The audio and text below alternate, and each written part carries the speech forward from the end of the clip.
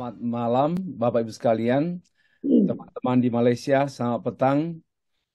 Kita melanjutkan perkuliahan kita pada saat ini.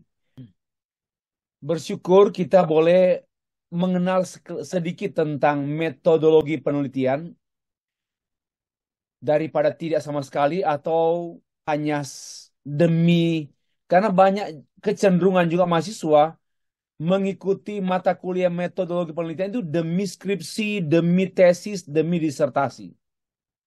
Maka itu saya menyampaikan pada pertemuan pertama, kalau masih demi tuntutan akademik, maka itu penelitian masih dalam motivasi yang dangkal, yaitu keharusan. Saya sudah tegaskan 3 kata yang keharusan, kemudian yang klimaksnya itu kenikmatan. Ya, kalau kita masih ada keharusan, harus buat ini maka meneliti, harus karena disuruh maka meneliti, maka sebenarnya kita masih dalam tahap dasar, tahap awal, yaitu masih harus, masih terpaksa. Ya, kalau sudah ada kerinduan, sudah ada kerinduan dan berlanjut pada kenikmatan, kita akan melihat segala sesuatu diawali dengan penelitian terlebih dahulu. Don't talk, jangan bicara tanpa meneliti. Sebagaimana yang saya sudah sampaikan pada pertemuan kita yang kedua. Jangan bicara kalau tidak meneliti. Jangan menulis tanpa meneliti. Bahkan jangan berdoa kalau tidak meneliti. Segala sesuatu dilatar depani oleh penelitian. Mau bertanggung jawab, meneliti. Mau mempertanggungjawabkan, meneliti. Setiap aspek kehidupan kita mesti diawali atau dimulai dengan kata penelitian. Ya, itu merupakan penegasan-penegasan dari materi yang kita sampaikan pada minggu yang lalu. Oke, saya mengajak kita membahas jenis-jenis penelitian. Jenis-jenis penelitian, saya tidak akan menggunakan waktu yang banyak membahas topik ini. Hanya selayang pandang dengan harapan kita bisa mengidentifikasi jenis-jenis penelitian. Baik, jenis-jenis penelitian. Ini pun diambil dari buku kami. Nah, pengantar dulu. Semua proyek penelitian tidak akan terbatas pada satu jenis penelitian.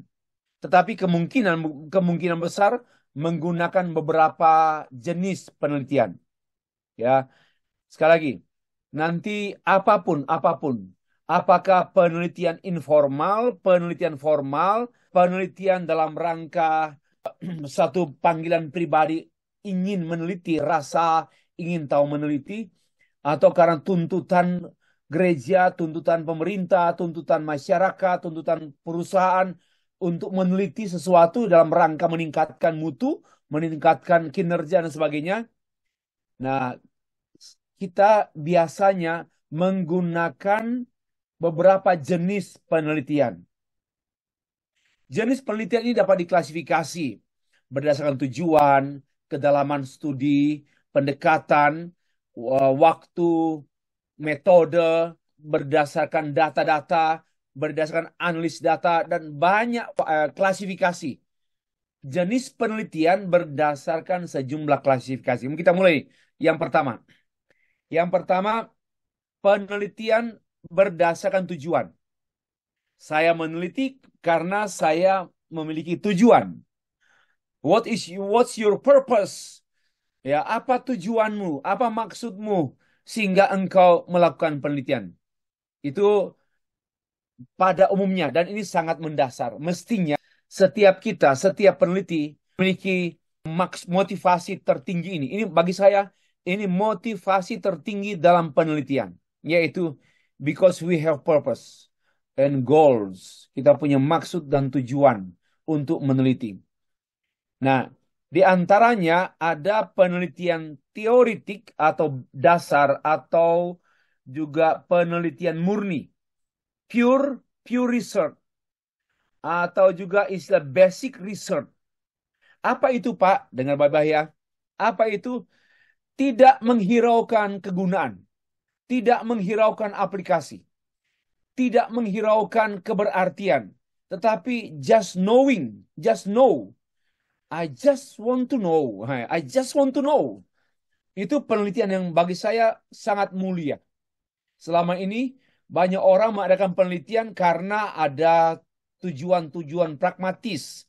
Ya, demi mengatasi masalah. Tidak salah tentunya, tetapi saya mau beritahu bahwa tujuan yang termulia itu lahir daripada satu kerinduan. Not because for resolving problems, tetapi because I just want to know. Itu kan nanti dipikir begini, Pak, berarti itu nggak praktis ya, Pak. Lalu nggak berguna ya? Siapa bilang nggak berguna? Kita senantiasa terkotak-kotakkan dengan aspek kegunaan, tapi kegunaannya pragmatis. Bagi saya, kalau tanya, mengapa meneliti tentang Yesus Juru Selamat dalam kitab Yohanes? Oh, supaya Pak, supaya. Itu dangkal sekali. Tapi yang dalam itu, because I want to know. Ya, ini ya. Because I want to know him. Itu merupakan suatu motivasi yang menggerakkan kita, tujuan yang tertinggi. Because I want to know him. Because I want to know his will. Itu bagi saya, untuk apa? I don't care kegunaannya. Because saya ingin mengenal Allahku dan ingin mengalami Allahku. Ini yang sangat mendasar. Tapi kalau Bapak Ibu temukan di universitas non atau perguruan tinggi non teologi, profesor, doktor, profesor, apapun, mereka akan menolak kita dengan tujuan ini. Mereka akan tanya, no, no, no, no. What's your problem? Apa masalahmu sehingga engkau mengadakan penelitian? Senantiasa. Kenapa? Karena scientific atau ilmu pengetahuan ilmiah itu cenderungnya pada solution maker atau pada upaya untuk menyelesaikan masalah. Nah, itu kebiasaan saintifik, kebiasaan para ilmuwan umum. Tapi sebenarnya kalau kita memikirkan kedalaman, ya saya katakan yang utama, I want to know. I want to know. I want to find. I want to find. Saya ingin menemukan. Saya ingin mengenal atau saya ingin mengetahui. Ini namanya basic research. Biasanya itu kalau untuk studi-studi penelitian yang tidak memberi perhatian pada penerapan praktisnya. Ya, menghasilkan konsep umum baru untuk pemahaman yang lebih baik tentang bidang tertentu. Ya, menjawab pertanyaan penelitian teoritis. Itu basic research. Menghasilkan pendekatan baru tanpa mempertimbangkan apakah itu akan dipikirkan untuk diterapkan. Apakah itu akan dipikirkan, disiapkan juga untuk aplikasi. We don't care about it. Ya, kita tidak peduli hal itu. Ya, kenapa? Loh Pak, kalau begitu apa artinya? Oh, berarti sekali. Karena bagi saya, hubungan dengan Tuhan itu the most important than what you and what we should do. Bagi saya yang lebih penting itu adalah mengenal Allah dan mengalami Allah. Mengenal Allah dan menikmati Allah. Maka orang yang mengenal dan mengalami Allah dengan sendirinya melakukan kehendak Allah. Tapi kalau semata-mata I want to do something, I want to do the right thing, saya mau melakukan hal yang baik, I want to do apa begitu? Nah, itu mohon maaf lebih ke pragmatis, cenderung temptation dan pragmatis lebih. Kalau saya mengenal Allah itu tidak perlu dikomandoi untuk taat. Misalnya berdoa, menginjili, beri persembahan, aktif melayani Tuhan. Itu nggak usah disuruh-suruh tuh. Nggak perlu distimulasi. Kalau kamu melayani Tuhan, hidupmu diberkati. Kalau kamu berdoa, maka Tuhan dekat dengan engkau. Oh, bukan begitu. Itu primitif, agama primitif itu. Saya mau kata itu agama primitif. Tetapi kalau saya mengalami Tuhan, menjumpai Dia yang menjumpai saya, mengenal Dia yang memperkenalkan dirinya kepada saya, maka tidak mungkin saya nak menginjili. Tidak mungkin saya nak berdoa. Tidak mungkin saya nak baca Alkitab. Tidak mungkin saya tidak berpuasa. Tidak mungkin saya tidak melakukan apa saja yang dikaitkan dengan tugas gereja. Tidak mungkin. Nah, ini paradigma berbeda. Nah, ini yang paradigmanya berbeda. Oke, Pak, contoh Pak yang namanya basic research. Apalagi untuk dosen-dosen eh, perlu perhatikan ini. Basic research itu misalnya studi biblika, mengadakan eksegese, menggali kedalaman teks-teks Alkitab tanpa menghiraukan penerapannya. Misalnya menggali teks-teks yang dianggap palsu atau teks-teks yang diselewengkan atau menggali teks-teks yang memiliki kontradiksi. Nah, itu bagi saya basic research.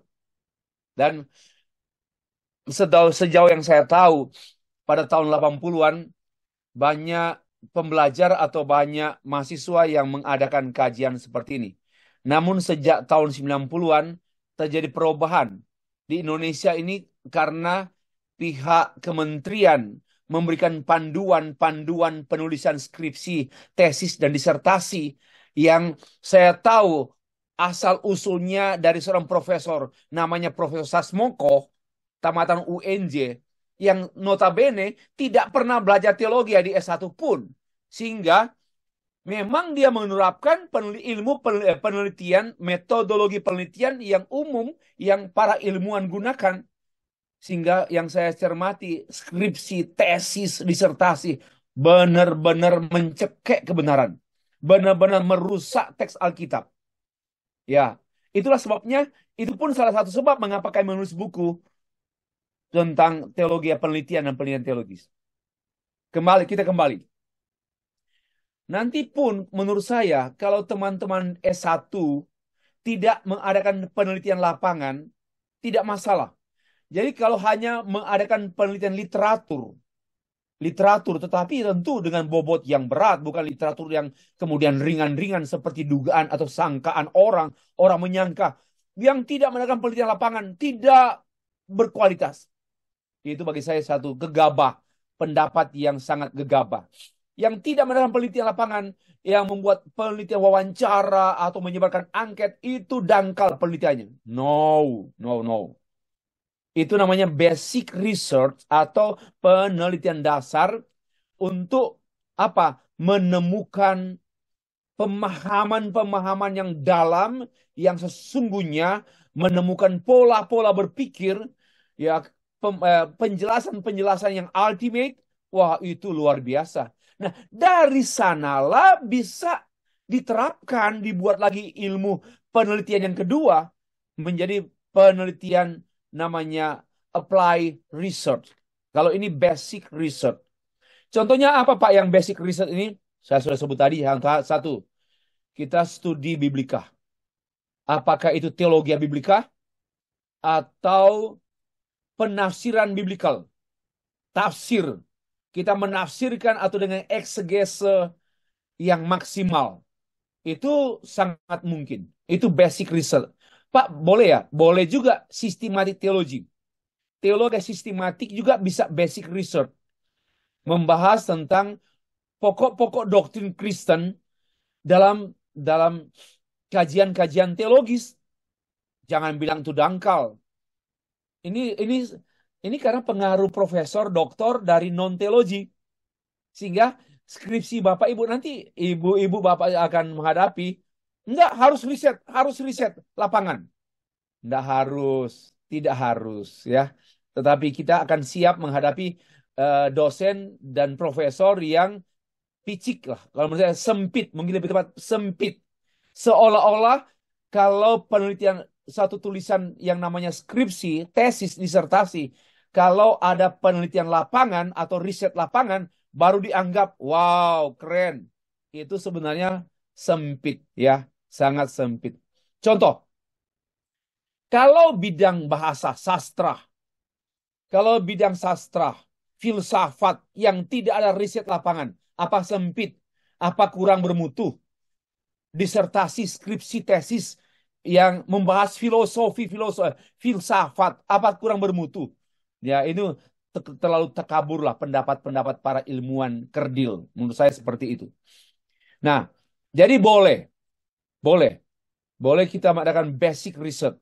Yang kedua, jenis terapan, penelitian terapan atau apply research, ya, atau apply research, penelitian terapan. Menemukan strategi yang dapat digunakan untuk mengatasi masalah penelitian tertentu. Jadi, because of the problem. There is a problem who stimulate somebody who research.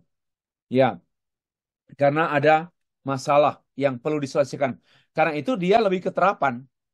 Penelitian terapan mengacu pada teori untuk menghasilkan pengetahuan ilmiah praktis dan penggunaannya. How. Lebih ke langkah-langkah. Misalnya membahas mengenai pengertian Injil dalam kitab Roma dan langkah-langkah untuk dan pemberitaan Injil. Nah, pemberitaan Injil ini adalah hal-hal teknis, terapan. Oke. Contoh saja. Lalu penelitian terapan ini bertujuan untuk meningkatkan efisiensi di sektor produktif. Ya karena ada masalah. Misalnya kenapa ya produksi perusahaan kita ini kok merosot di bulan yang lalu? Kita perlu riset, kita perlu penelitian. Ya, tentu penelitian dalam konteks mengatasi masalah demikian adalah penelitian terapan. Kenapa warga gereja ya perlu diadakan penelitian? Kenapa warga gereja pada bulan-bulan tertentu persembahannya merosot? Perlu dibuat penelitian. Kalau Januari, kalau Maret, oke. Kalau Maret, oke. Maret, Februari, Maret, April, Mei, Juni, Juli. Kenapa setiap bulan Desember, bulan bersyukur, Januari kok merosot? Mungkin kalau saya sih, Pak. Tapi andai kata itu ada, ya andai kata itu ada ya kita perlu menggunakan basic apply research atau penelitian terapan. Nah, tujuan penelitian terapan ini untuk mengukur variabel tertentu dan memprediksi perilaku. Misalnya yang tadi.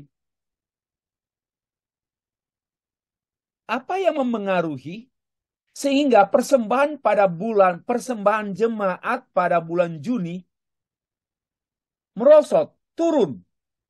Enggak seperti bulan Mei, April, pemasukan lewat persembahan untuk gereja itu sekian banyak. Lalu kok bulan Juli, kenapa merosot? Faktor apa? Nah ini kita perlu mengukur pengaruh pada bulan Juli. Oh mungkin ya keluarga-keluarga Kristen sedang mengeluarkan banyak biaya untuk studi anak-anak, studi lanjut. Ya kan begitulah. Kan awal tahun ya, awal tahun ajaran, ya mungkin pembiayaan tinggi untuk kepentingan keluarga, untuk kepentingan anak sehingga persembahan perpuluhan pun dipakai gitu ya. Sorry ya. Ya, faktor. But not only that faktor itu, ada faktor yang lain. Itu namanya mengukur pengaruh persembahan bulan Juli tidak seperti lazimnya bulan-bulan sebelumnya atau sesudahnya. Nah, ini penelitian terapan. Yang kedua, penelitian berdasarkan kedalaman kajian. Penelitian berdasarkan kedalaman kajian. Kalau itu yang pertama, penelitian eksplorasi.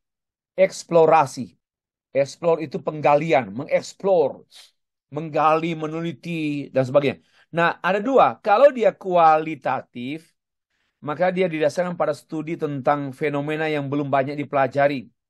Tidak bergantung pada teori, dan lebih banyak bergantung pada pengumpulan data untuk mengidentifikasi pola-pola yang menjelaskan fenomena tersebut. Contohnya begini. Kita mempelajari fenomena, perlu mengeksplor. Ya, fenomena yang pernah muncul dalam sejarah boleh, atau fenomena terkini. Kita ini tentu kualitatif. Dengan mengadakan pengamatan, dengan mengadakan wawancara, kita menemukan kedalaman hasil eksplorasi kita melalui wawancara. Kita kan tanya, mengapa Pak? Lalu, mengapa Pak? Itu wawancara kan seperti itu, pendalaman.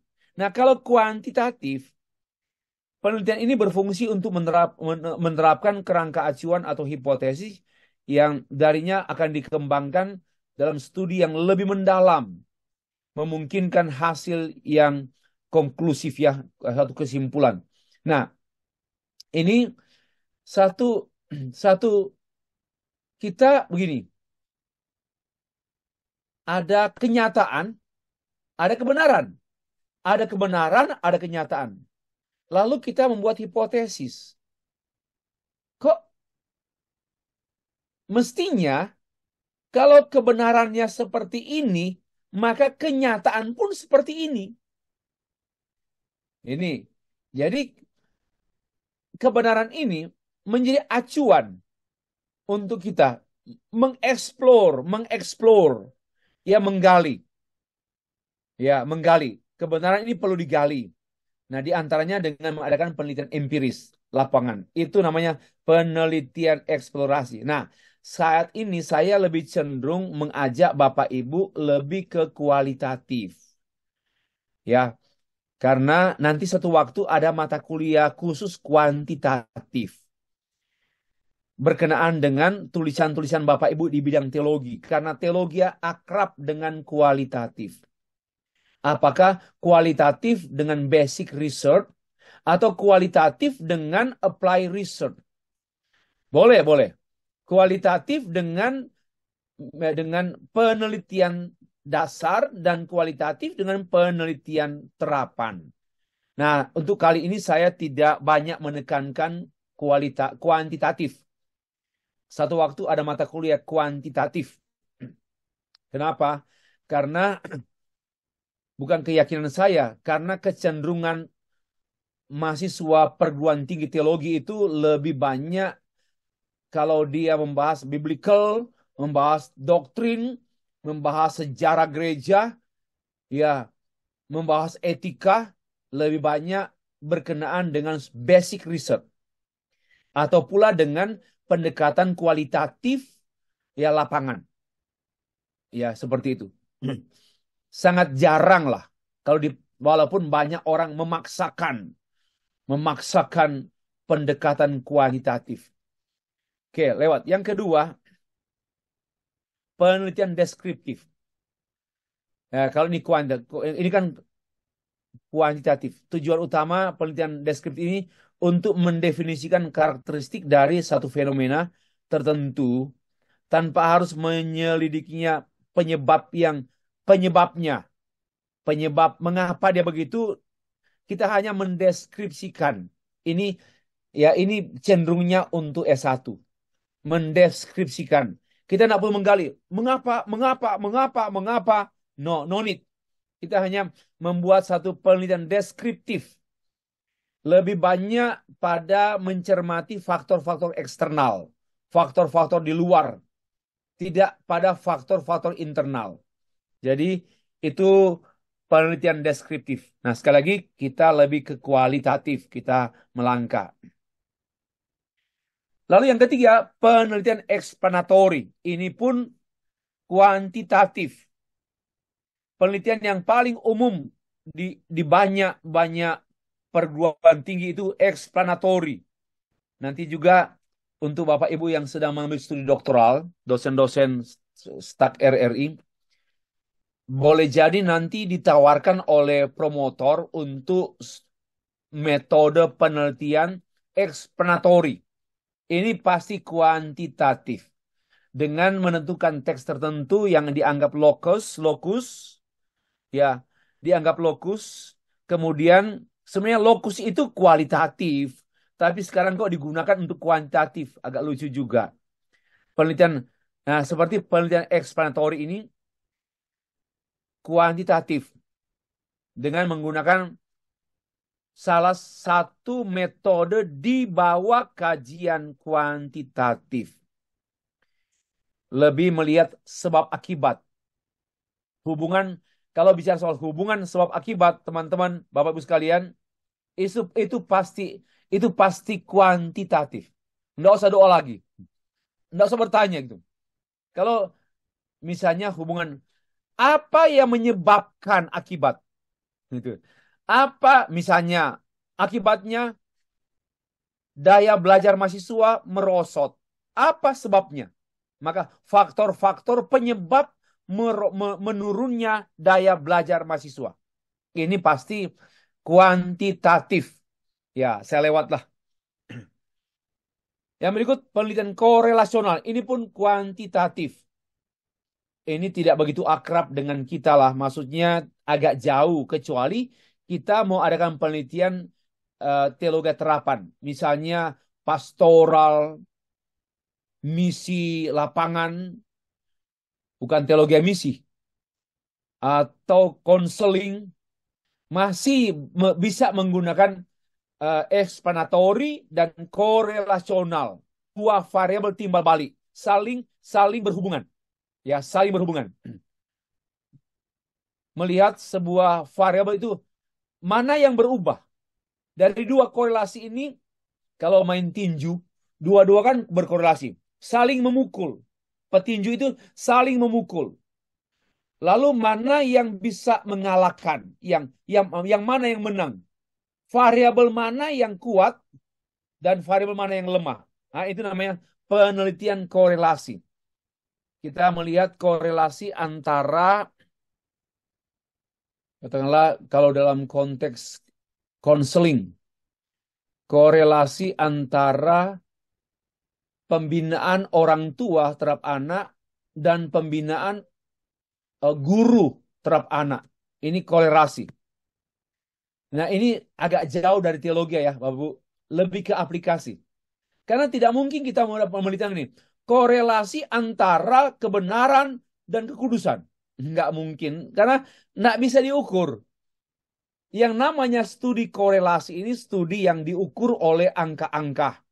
Kalau tidak menyangkut angka-angka, jangan menggunakan kata pengaruh, jangan menggunakan kata korelasi, jangan menggunakan kata relasi. Jangan. Yang namanya kuantitatif itu pastilah studi mengukur pengaruh, mengukur hubungan, dan pasti angka-angka, pastilah statistik. Ya, oke, lanjut lagi. Penelitian berdasarkan data penelitian ya. Ada kuantitatif, ya. Kalau kuantitatif itu mempelajari fenomena melalui pengumpulan data kuantitatif menggunakan alat bantu, matematika, ukurkan statistik, komputer dan sebagainya. Itu pasti statistik, pasti kuantitatif. Hal ini memungkinkan kesimpulan itu dalam pengertian digeneralisasi untuk nanti bisa diterapkan. Misalnya begini, saya meneliti satu perusahaan atau satu gereja dan hasil penelitian ini bisa diterapkan di gereja lain. Itu namanya generalisasi.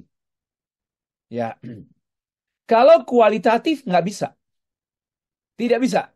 Misalnya kita mau meneliti mengenai uh, mutu belajar mahasiswa STAK RRI dengan pendekatan kualitatif. Hasil penelitian pendekatan kualitatif ini tidak bisa diterapkan untuk mengukur peningkatan mutu belajar sekolah STT yang lain. Tidak bisa. Kualitatif itu lebih ke ruang dan waktu tertentu. Tapi kalau kuantitatif bisa bersifat general, maka itu ada generalisasi hasil penelitian. Kemarin kita sudah bahas ya, studi pengaruh. Pengaruh ini terap ini. Kalau Bapak Ibu menemukan kata pengaruh dalam judul, skripsi, tesis, pasti kuantitatif. Lanjut lagi. Bagaimana dengan kualitatif? Kualitatif adalah metode yang sering digunakan dalam ilmu-ilmu sosial. Dalam hal pengumpulan data, membandingkan, menafsirkan informasi, atau memiliki kata dasarnya itu linguistik, bahasa. Memahami bahasa, menggunakan bahasa, menulis. Ya, maka itu kita mewawancarai dengan menulis juga. Kalau angket kan hanya mengisi. Ya, misalnya setuju, sangat setuju, kurang setuju, tidak setuju. Itu tidak menulis, hanya memilih. Yang namanya menulis pasti kualitatif. Seperti menganalisa, analisa wacana, wawancara, survei, pencatatan, dan kita pun berpartisipasi. Nah, kalau gini, misalnya Kampu mau meneliti negara sendiri, satu daerah di Laos meneliti satu suku Mo. Nah, kalau Kampu walaupun berasal dari Laos membuat penelitian, tidak perlu pergi ke sana, hanya mengirim angket atau kuesioner, itu namanya tidak terlibat, tidak berpartisipasi. Itu pasti kuantitatif. Tapi kalau kita kualitatif, penelitian kualitatif, maka perlu observasi partisipatif. Apa? Kita terjun di sana, kita bahkan tinggal bersama-sama dengan orang Laos, suku Hmong. We are living there, harus tinggal untuk knowing untuk mengenal mereka. Kualitatif memerlukan waktu yang lama dan mesti si peneliti berada di antara orang-orang yang diteliti. Sedangkan penelitian kuantitatif, kita tidak perlu kenal mereka pun, it doesn't matter. Tidak perlu mengetahui pun tidak menjadi masalah. Ya, itu perbedaannya. Penelitian kualitatif adalah suatu menggali makna dari sebuah peristiwa atau fenomena. Maka itu dia senantiasa menekankan why, not how. Kalau kuantitatif, dengar baik-baik, kalau kuantitatif dia menggunakan kata tanya bagaimana. Ini langkah-langkah teknis. Bagaimana ke Manado dari Pedesaan 1, 2, 3. Itu teknis. Tapi ini kualitatif menjawab pertanyaan why. Kenapa? Pendalaman, kedalaman dan kesesungguhan. We try to find the real meaning. Itu kesesungguhan. Why. Kalau kuanti cenderung ke how, bagaimana. Yang keempat, penelitian berdasarkan derajat manipulasi variabel. Nah, ini saya lewat saja ya, ini kuantitatif. Kalau sudah menyebut variabel ini, maka dia pastilah itu ciri khas daripada penelitian pendekatan kuantitatif. Di antaranya dengan penelitian eksperimental, lebih ke penelitian dalam rangka kita membuat eksperimen. Maka perlu ada manipulasi. Contoh ya, eksperimen. Kalau di kampus Stak RRI, kalau ada dua anjing ya, anjing putih dan anjing hitam. Yang satu anjing hitam dikurung dalam kandang. Lalu anjing putih dilepaskan di kampus, mengganggu saya saat ceramah itu. Dilepaskan. Lalu anjing warna hitam dimasukkan dalam kandang dan diberi makan tidak teratur dan sedikit juga. Tapi anjing putih dilepas di halaman, dilepas bebas dan diberi makan banyak dan sering makan. Maka hasil studi eksperimental ini menghasilkan perilaku anjing berbeda. Setelah 2 bulan kemudian, keluarkanlah anjing hitam. Anjing hitam dikeluarkan dari kandang, maka kita melihat ada perbedaan perilaku anjing. Ya, ini namanya studi eksperimental. Lalu ada studi non-eksperimental, tidak perlu mengadakan intervensi, tidak perlu memanipulasi. Teman-teman tahu arti manipulasi? Misalnya, 2 anjing kan bebas, hitam dan putih. Si hitam dimanipulasi. Apa yang dimana? Dimasukkan dalam kandang, kurungan. Itu namanya manipulasi. Dibatasi. Lalu yang kedua, diberi makan tanpa jadwal makan. Dan sedikit juga. Itu namanya manipulasi. Ya. Dan itu namanya penelitian kuantitatif. Manipulasi cara. Nah, dalam hal ini manipulasi ini bukan negatif ya. Bukan negatif. Itu namanya kontrol. Demikian pula penelitian non eksperimental yaitu tidak melakukan intervensi. Bebas saja. Baik anjing hitam maupun anjing warna putih, warna hitam, dua-duanya tidak dimanipulasi salah satu, tidak masuk kandang, makan pun berbeda, makan pun sama dan sebagainya, tinggal melihat. Ya, ini namanya non eksperimental. Hanya kita mengobservasi sifatnya. Yang ketiga, penelitian kuasi eksperimental, kita lewat saja, saya fokusnya ke kualitatif.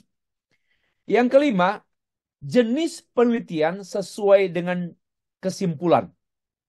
Ada penelitian deduktif, ada penelitian induktif. Nah, kalau deduktif ini pasti dia kuantitatif. Ya, pasti dia kuantitatif. Begini, realitas atau objek yang diteliti diupayakan ada hukum-hukum yang menolong kita untuk yang mengarahkan kita sampai pada kesimpulan. Kesimpulan dari premis penelitian yang kemudian dilihat dengan pendekatan-pendekatan. Misalnya kan begini, kalau kita tahu bersama secara sederhana, deduksi itu dari umum ke khusus. Dari umum ke khusus. Misalnya, umumnya itu secara umum, perilaku masyarakat pasca pemilu, ya, itu secara deduktif perilakunya seperti apa. Dengan cara mengambil kesimpulan dari umum ke khusus. Ya, dari umum ke khusus. Lain halnya dengan induktif. Dari khusus ke umum. Dia dari khusus sampai ke generalisasi. Gini, tempo hari saya bahas tentang penalaran. Misalnya kita lebih banyak menekankan sebab-sebab, baru akibat. Kalau kuantitatif, dia langsung akibatnya apa, lalu ditelusuri sebab-sebabnya. Nah itu, terbalik. Ya, terbalik. Kalau kuantitatif, langsung ini, akibatnya apa? Contoh,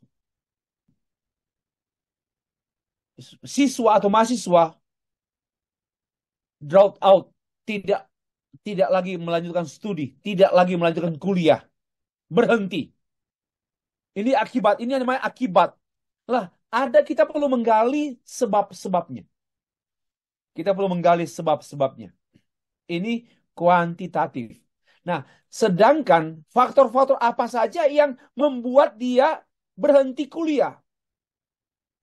Itu yang namanya deduktif. Nah, kalau induktif terbalik, penekanannya itu lebih menggali contoh ya. Karena ini kualitatif itu lebih ke kajian-kajian menemukan. Misalnya kita meneliti kecenderungan anak muda Kristen menikah usia dini. Kecenderungan. Coba lihat sebab-sebab. Ya, ini terbalik. Tidak menekankan akibat, tapi lebih ke sebab-sebab. Ya, tidak. Karena itu, kualitatif tidak tertuju pada penyelesaian masalah. Tidak. Tapi menemukan teori. Itu perbedaannya. Yang ketiga, ini deduktif hipotesis. Saya lewat ya. Ini pasti dia kuantitatif. Sudah deduktif, hipotesis lagi. Kalau ini teman-teman mahasiswa khususnya yang di kampus yang sedang ada di ruang Geneva, karena kita tidak ke kuantitatif, kita lewat saja ini. Kemudian keenam ada jenis penelitian tindakan. Penelitian ini mengacu pada pemeriksaan tindakan menilai efektivitas dalam menghasilkan hasil yang diinginkan. Misalnya begini, saya mau teliti.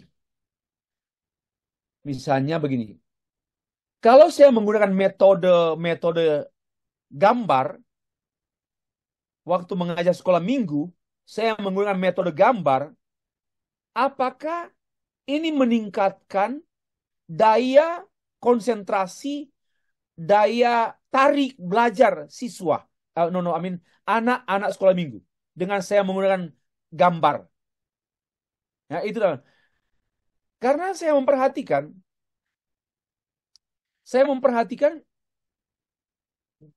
konsentrasi dan ketertarikan anak sekolah minggu itu kurang. Maka saya mengadakan penelitian tindakan, yaitu kalau kemarin hari saya tidak menggunakan alat peraga, maka saya mau meneliti dengan menggunakan alat peraga mengajar sekolah minggu, anak sekolah minggu, saya mau lihat ketertarikan mereka. Nah, kalau Selin dia menulis skripsi tentang salah satu media belajar, video blogging, sebagai media untuk meningkatkan mutu bicara bahasa Inggris, meningkatkan mutu belajar siswa terhadap belajar bahasa Inggris. Ini pun sebenarnya bisa ditindaklanjuti dengan action research, penelitian tindakan, dengan menerapkan instrumen atau media belajar video blogging. Ternyata itu meningkatkan mutu belajar, yaitu ketertarikan, interaksi. Itu namanya penelitian tindakan. Ya, ngerti lah ya. Lalu penelitian kebijakan. Ini merupakan penelitian baik di pemerintah, di gereja, organisasi manapun. Kenapa? Karena melihat adanya hal-hal yang perlu disikapi. Bagaimana dampak misalnya kebijakan KB. KB kan kebijakan keluarga berencana. Program-program pemerintah atau gereja punya kebijakan. Ya, lalu meneliti apakah kebijakan ini sangat efektif, kebijakan ini bisa bisa diterima, bisa diterapkan oleh masyarakat, oleh warga gereja atau tidak. Ini namanya penelitian kebijakan. Biasanya dia menggunakan metode ini, mix methods, kualitatif dan kuantitatif. Dia tapi basicnya kualitatif, yaitu dia mengumpulkan data wawancara, tapi ternyata tidak cukup kalau hanya wawancara, melainkan dia harus mengumpulkan data melalui angket. Ini biasanya untuk mix ini, Bapak perhatikan ya, paham? Kalau judulnya ya, analisis tentang biaya, analisis tentang manfaat program penginjilan, evaluasi program dalam gereja, analisis kebutuhan, kalau Malaysia analisis keperluan. Nah, pastilah ini lebih akurat menggunakan mix method approaches. Ya, baik kuali maupun kuanti. Itu menggunakan dua. Ini kita perlu tahu. Soal langkah-langkah tinggal Bapak Ibu. Nah, ini juga yang saya maksudkan. Bapak Ibu wajib membeli buku. Ya, membeli buku metodologi penelitian. Nanti saya kirim lewat WA grup. Ada 2 buku yang saya temukan bisa di kampus Tak RRI, ada berapa buku saya di sana yang teologi penelitian dan penelitian teologis. Ya, itu bisa menjadi acuan. Bapak Ibu dengar saya, pasti yang diingat hanya 10%. Sama dengan saya juga sudah ikut mata kuliah ini mungkin sudah 8, bukan 8 kali lagi, sudah lebih dari 8 kali mengikuti kuliah ini. Tapi apa saya tahu semua? Enggak. Namun prinsip-prinsipnya saya ingat. Tetapi yang spesial, saya punya buku. Di tempat saya ada sekitar belasan buku metodologi penelitian. Karena itu Pak Bartolens, Bapak Ibu sekalian, harus punya buku ini untuk lihat Pak, bagaimana sih kalau membuat penelitian evaluasi program, lihat aja contoh di buku metodologi penelitian. Jadi kita tidak akan kuasai semua karena ini teknis. Perlu buku panduan, perlu buku petunjuk. Tidak mungkin kita ingat terus semua. Tidak mungkin, biarpun kita komputer. Tidak mungkin. Kita perlu buku. Nah, karena itu saya minta semua Bapak Ibu milikilah satu buku minimal untuk S1, dua buku metodologi penelitian. Apalagi dosen-dosen. Dosen-dosen wajib memiliki 5 buku metodologi penelitian. Apalagi Bapak Ibu dosen yang sedang studi doktoral wajib miliki 5 buku metodologi penelitian. Dan pilih yang akurat dan pilih yang banyak dipakai orang. Ini makanya kita dengar saja, nanti kita dalami melalui buku-buku metodologi penelitian. Yang kedelapan, penelitian perbandingan, artinya studi banding, komparasi ya, studi banding lah. Penelitian dalam rangka studi banding. Contohnya begini, membandingkan gereja lokal yang menerapkan pemuritan dan yang tidak menerapkan pemuritan. Coba kita buat penelitian dengan ini bisa kualitatif, bisa kuantitatif approach. Gereja yang menerapkan pemuritan dan gereja yang tidak menerapkan pemuritan itu mutu jemaatnya seperti apa? Bisa diukur. Itu kalau kuantitatif. Tapi bisa diketahui mutunya dengan kualitatif. Atau membandingkan pasangan suami istri yang mendapat layanan konseling pranika dengan yang tidak mendapatkan layanan konseling pranika. Seperti apa mutu suami istri? Ya, ini bisa menjadi proyek penelitian kuantitatif dan kualitatif. Itu namanya penelitian perbandingan. Yang ke-9 sebenarnya, penelitian longitudinal, penelitian yang memerlukan waktu, melihat, mengukur perubahan. Contoh ya, studi mengenai tren. Penelitian meneliti karakteristik populasi dari waktu ke waktu. Tren, memperhatikan tren anak muda. Ini maka itu studinya longitudinal. Waktunya lama dan melihat periode-periodenya untuk membaca perilaku perubahan perilaku pada periode-periode. Atau begini, kita membuat penelitian terhadap anak-anak kita atau di kampus lah. Jam makan pagi, makan waktu siang, makan waktu malam. Perilaku mahasiswa makan. Ya, perilaku mahasiswa makan waktu pagi, waktu siang, waktu malam. Bukan makan siang, bukan makan malam. Makan waktu pagi, waktu siang. Bukan mandi pagi, mandi air. Mandi pagi nggak ada, mandi siang nggak ada, mandi malam nggak ada. Tapi mandi siang hari ada, mandi malam hari ada gitu. Oke, ini namanya kita bisa. Ini saya hanya memberitahu jenis-jenis penelitian yang boleh jadi, misalnya Pak Himawan meneliti nanti jadi skripsi itu bisa menggunakan 4 jenis penelitian sekaligus dirangkum di situ ya. Oke, lalu penelitian campuran tadi mix. Penelitian campuran mencakup data kualitatif dan kuantitatif. Hasilnya sering kali disajikan dalam bentuk kata-kata atau gambar-gambar, namun dasarnya kualitatif. Saya sudah jelaskan tadi. Kemudian penelitian dengan sumber data. Ada sumber data primer, sumber data sekunder. Primer ini artinya kita mendapatkan data dari sumber data asli. Ya, misalnya pendiri gereja Pantekosta Alfa Omega di Cirebon. Kita mau mendapatkan data kapan gereja ini, bagaimana latar belakang pendirian, dan masih ada pendirinya, belum meninggal, sudah umur 81 tahun. Itu namanya data primer. Atau buku. Saya waktu yang lalu menulis tesis MTH saya, dengan membuat penelitian mengenai tokoh Chuan Sheng Song, seorang teolog dari Taiwan yang tinggal dan mengajar di Amerika. Dan saya mempunyai buku bahasa Indonesia, nggak laku. Saya harus memesan buku di Singapura, dan syukur ada 2 buku itu tentang tulisan Chuan Sheng Song. Buku dalam bahasa Inggris. Itu namanya sumber primer, bukan terjemahan. Itu juga perlu ya, teman-teman bisa membedakan. Jadi makin makin primer satu sumber penelitian, makin berkualitas hasil penelitiannya. Ada primer, sekunder, tertier. Kalau tertier semakin dangkal.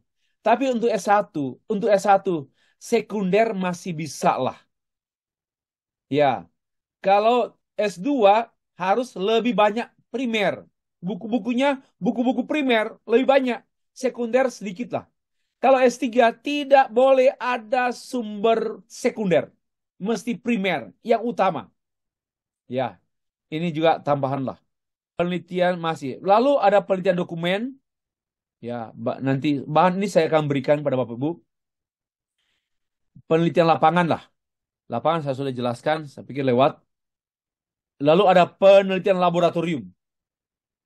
Laboratorium jangan mikir ya, untuk teman-teman yang SMA, kita masuk gedung laboratorium, ruangan laboratorium. Enggak.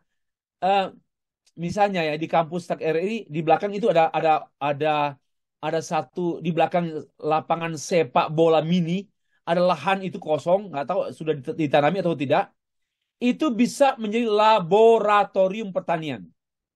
Ya, itu bisa menjadi laboratorium pertanian. Nah, kalau kita mau meneliti khotbah, maka di ruang Geneva itu bisa menjadi laboratorium homiletika. Itu namanya laboratorium.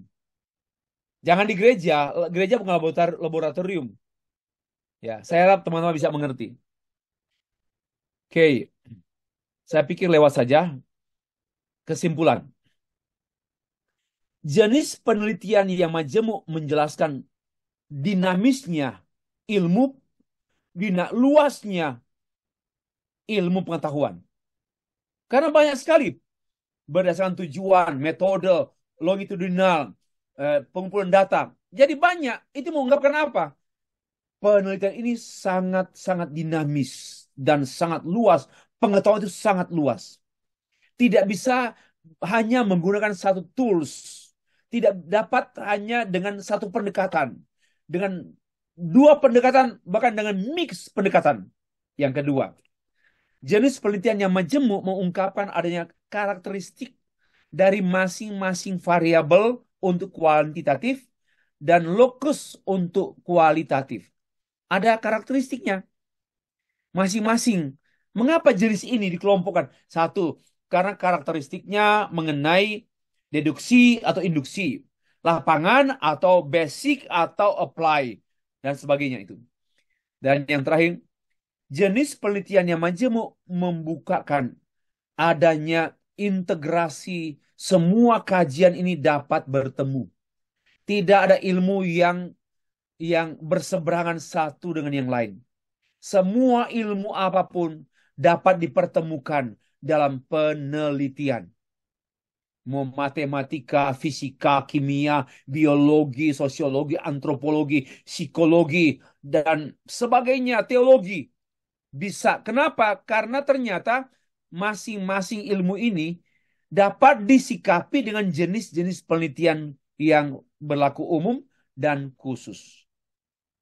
Oke, sekian dan terima kasih.